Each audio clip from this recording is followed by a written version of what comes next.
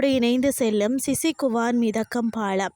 அதாவது பார்த்திங்கன்னா சீனாவில் வந்து ஹீபே மாகாணத்தில் வந்து சிசிகுவான் என்ற இடத்துல இந்த வியக்க வைக்கும் வந்து மிதக்கக்கூடிய பாலம் வந்து இருக்கிறதா.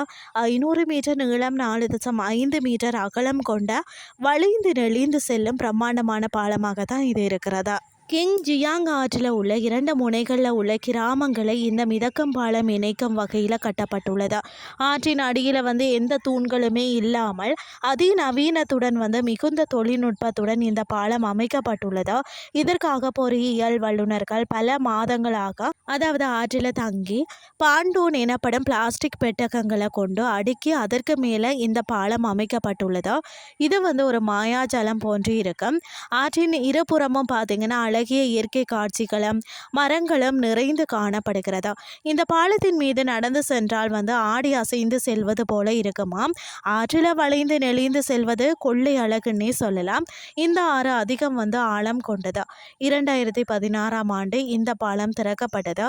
சிறிய வாகனங்கள், சைக்கிள் மற்றும் நடந்து செல்பவர்கள் இதை பயன்படுத்தி வாரார்கள். 2.8 டன் எடை வரை வந்து வாகனங்கள் செல்ல முடியும். ஒரு வழி பாதையாக செயல்பட்டு வருகிறதா. அலைகளை வந்து தவிர்க்க தான் வாகனங்கள் 20 கிலோமீட்டர் மேல் வந்து செல்ல அனுமதி இல்லையா. இந்த மிதக்கும் பாலம் மூலம் உள்ளூர்வாசிகள் இதை 2 கிராம மக்களும் பயன்படுத்தி வரார்களாம்.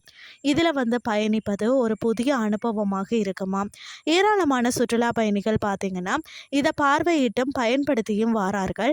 சிறந்த சுற்றுலாத்தலமாக விளங்கி வருகிறதுன்னே சொல்லலாம். இந்த ஆற்றின் இருபுறமும் அடர்ந்த பசுமை காடுகள் ரம்மியமாக காணப்படுகிறதா.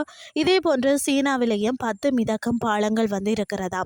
இதில் ஒரு முறை சென்றால் வந்து உங்களை மயக்க வைக்கும் விதத்தில் அற்புதமாக கட்டப்பட்டுள்ளது.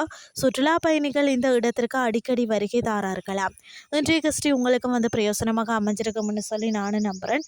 இதே மாதிரி மற்றும் ஒரு கிறிஸ்டின் வாயிலாக உங்களை சந்திக்கிறேன். நன்றி.